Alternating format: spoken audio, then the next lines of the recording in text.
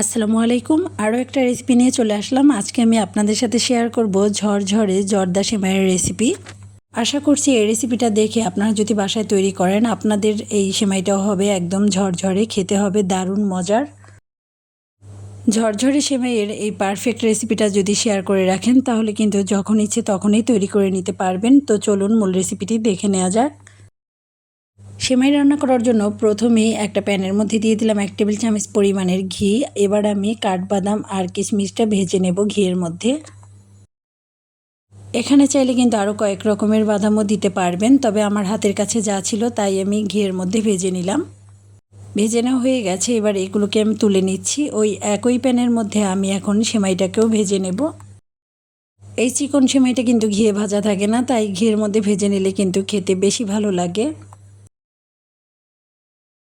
চুলার আঁচটা মিডিয়ামে রেখে আমি ঘিয়ের মধ্যে একটু সময় নিয়ে ভালোভাবে ভেজে নেব সেমাইগুলো।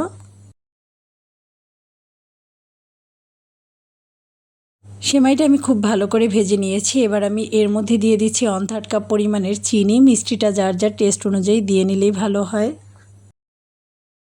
মিষ্টির ব্যালেন্স ঠিক রাখার জন্য এখানে সামান্য পরিমাণের লবণ দিয়ে দিলাম, আর দিয়ে দিচ্ছি 1 কাপ পরিমাণের পানি। অর্ধেক প্যাকেট সেমাইয়ের জন্য এখানে আমি 1 কাপ পরিমাণের পানি দিয়ে নিলাম। এবার নেড়েচেড়ে আমি ভালোভাবে এটাকে মিশিয়ে নিচ্ছি পানি আর চিনির সঙ্গে। সেমাইয়ের মধ্যে যেন খুব সুন্দর একটা ফ্লেভার পাওয়া যায়, এই জন্য এখানে আমি 2টা এলাচ একটু মুখটা ফেটিয়ে দিয়ে দিলাম। চুলার আঁচটা মিডিয়ামে রেখে আমি ঢাকনা দিয়ে 10 মিনিট রান্না করে নিচ্ছি। 10 মিনিট পরে ঢাকনাটা তুলে নিলাম, আর আমি নেড়ে ছেড়ে একটু দেখে নিচ্ছি। আর এই সেমাইটা কিন্তু দেখতেই পাচ্ছেন অনেকটা ঝরঝরে হয়েছে। এর মধ্যে এখন দিয়ে দিচ্ছি আগে থেকে ভেজে রাখা কিশমিশ আর বাদাম। এখানে আমি অল্প পরিমাণে দিয়ে নিলাম, আর শেষে দিয়ে দেব পুরোটা।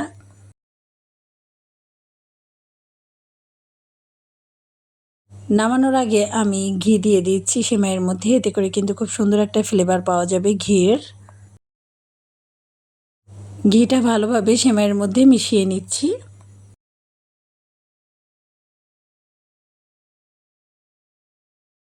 এখন ঢাকনা দিয়ে ঢেকে আমি আরও 5 মিনিট রান্না করে নেব।